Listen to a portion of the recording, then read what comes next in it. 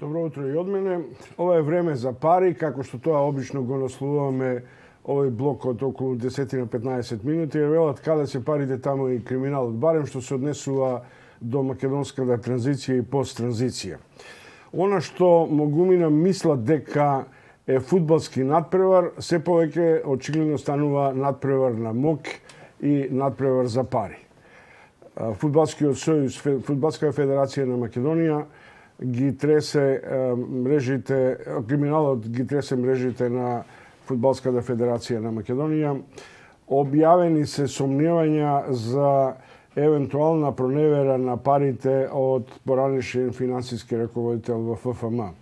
Поранешниот член на управниот одбор на ФФМ, Љубомир Ѓурчевски, еден од заговорниците на законитост и ред, инаку по локација поранешен полицаец, е човекот која бутка, меѓу другото, е темата за јавна промоција на случувањето во Фудбалската федерација на Македонија. Најпрво да расчистиме, колкав е годишниот буџет на Фудбалската федерација и од каде се репарира, да речем, условно парите? Најпрво, добро утро за гледачите на вашата телевизија и конкретно да одговорам на вашето прашање. Годинешниот буџет на Фудбалската федерација е околу 14 милиони евра.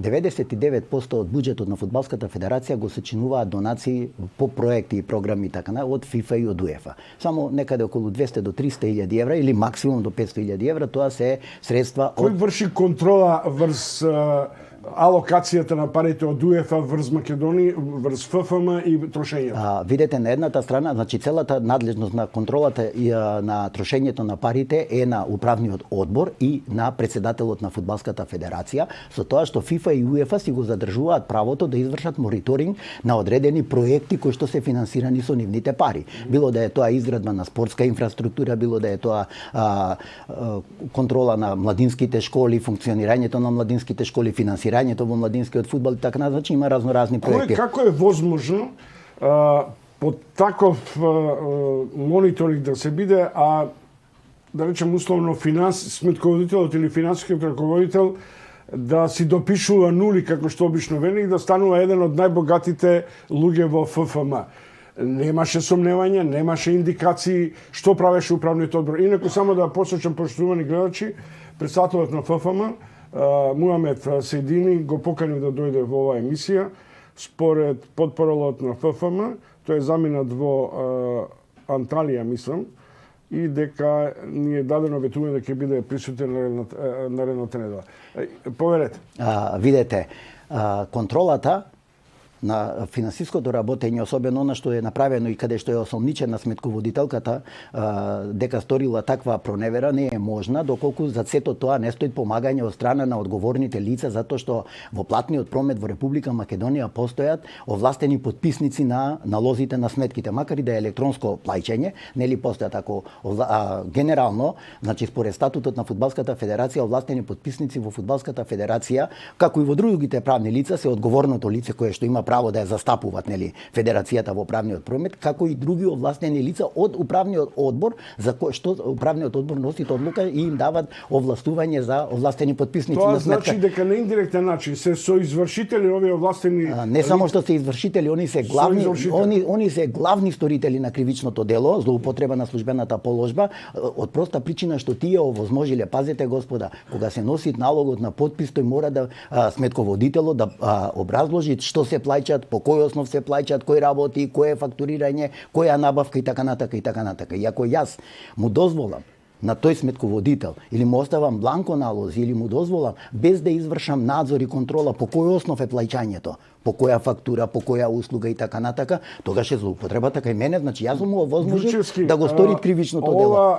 Ова криминал условно или сомневањата произлегуваат само за 2 години ревизија 17-та и 18-та. Така. Прашање што ќе излезе 19-та година. И се работи за милионски трансфери на пари од средствата на УЕФА. Ако се 9 милиона, значи се барата со околу 20 милиони евра за овие 2 години.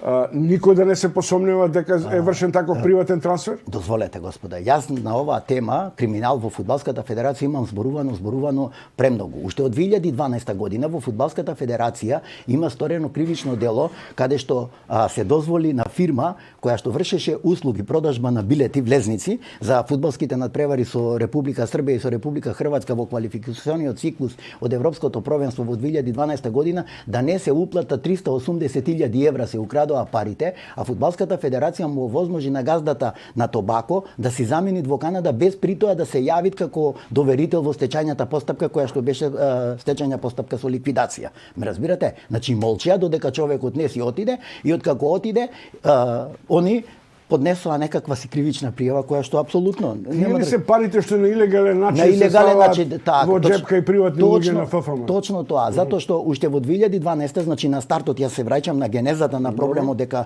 криминалот во фудбалот и во фудбалската федерација е со долги корени и многу години наназад.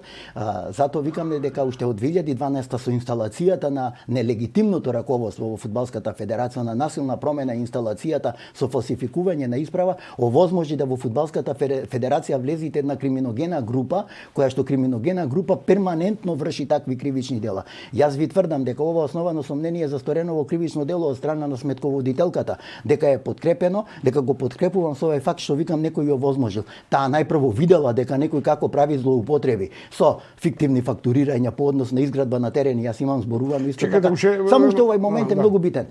1.800.000 евра се платени, господа, со облекувалните на тренинг центарот Петар Милошевски, само со облекувалните, кои што немаат 500 квадрати деловен простор. Господа, со злато да беа правени, тие немаше да кошта толку. А што стана со реконструкцијата на стадионот во не само во Прилеп, во Битола, во Штип и така натака, тоа парите ги нема, значи станува збор за милионски суми, за милионски трансфери, парите ги немат уште од 2015, 2016, 2017, денеска во Прилеп нема ништо од стадион. Нема ништо, не само во Прилеп, истото важи и за Битола, истото важи и за Тетово, нешто се направи, се смени подложата. Вие зборувате за, да речем условно, ментор на целата операција внатре во управниот одбор. И тоа во периодот од 2012. Тогаш председател на ФФМ Илчо Георгиевски. Точно така. Што е тој сега? Може да биде и натаму член на управниот одбор или? Не, видете, тој сега не е член на управниот одбор, сега тој е вработено лице, директор, односно затекна затоа што тој спротивно на Законот за здружение на граѓани уште во 2014 година се само вработи. Значи се само вработи. Господинот Илчо Георгиевски беше избрано лице. Значи избрано лице од страна на собранието. И тој по ниту еден основ не можеше да биде професионално вработен со оглед дека професионалните работи во фудбалската федерација ги врши генералниот секретаријат, на чие што чело стои генерален секретар кој што раководи со сите служби внатре. Додека управниот одбор и сега Илчо е директор на ФФМ со некоја си огромна плата од околу 250.000 денари. Па тоа скромно така, скромно, да,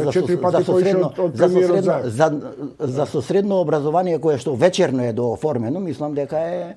Зошто не е завршена постапката покрената инаку од Агенцијата за млади и спорт против него за злостолничко здружување, за злоупотреба на службени овластувања? Видете, уште во 2017 и 2018 година од страна на државните институции, пред се финансиската полиција, Министерството за внатрешни работи, управата за јавни приходи, од мене лично како физичко лице има поднесено 9 кривични пријави до обвинителството, до јавното обвинителство. До ден денес немаме никакви информации до каде е истрагата, и дали е се уште во фаза на предистрага, да не зборам за истрага, и дали има поднесен обвинителен акт.